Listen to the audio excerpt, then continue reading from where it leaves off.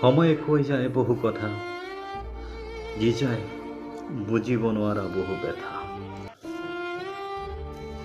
অকল্পনীয়ভাৱে জুবিন গাৰ্গে মৃত্যুবৰণ কৰিলে।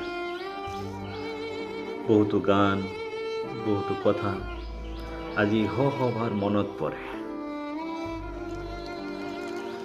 অসমকে নহয়, গোটেই ভাৰতবৰ্ষক নিজৰ প্ৰতিভাৰ গুণে কিমান দূৰ আগুৱাই লৈ গ'ল। জুবিনদাৰ এই মহান প্ৰতিভাক প্ৰণাম জনাইছো। অসম তথা ভাৰতবৰ্ষৰ সংগীত জগতৰ উজ্জ্বল নক্ষত্ৰ জুবিন গাৰ্গ আজি আৰু আমাৰ মাজত নাই।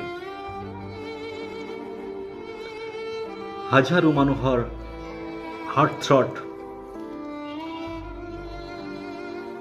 হাজাৰো প্ৰাণৰ ভালপোৱাৰ গান, কোটি মানুহৰ অনুপ্ৰেৰণা তুমি জুবিন দা, তুমি মহান।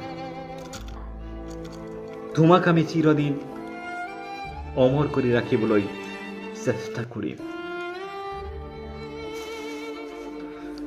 জীৱনৰ প্ৰতিটো মুহূৰ্তৰ বাবে কথা সুৰৰ সৃষ্টি কৰা সংগীত জগতৰ উজ্জ্বল নক্ষত্ৰ, অভিনেতা, মানৱ দৰদী, সংগীতৰ পূজাৰী, প্ৰতিগৰাকী অসমীয়াৰ হিয়াৰ আপোন জুবিন গাৰ্গ অকাল মৃত্যুক জানো মানি লোৱা যায়?